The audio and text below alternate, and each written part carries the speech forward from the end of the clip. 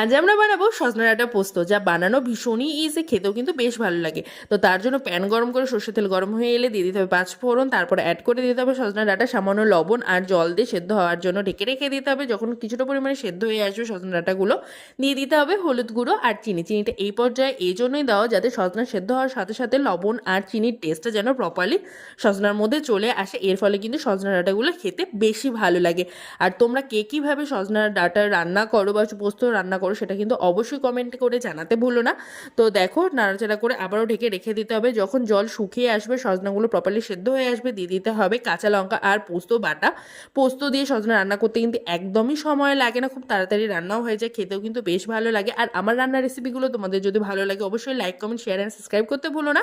তো দেখো, সজনা ডাঁটাগুলো মোটামুটি রান্না হয়ে গেছে। নামানোর সময় অবশ্যই একটু সর্ষের তেল দিবে, যার ফলে কিন্তু খেতে আরও বেশি ভালো লাগে। দেখা হচ্ছে অন্য কোনো রান্নার রেসিপিতে। বাই।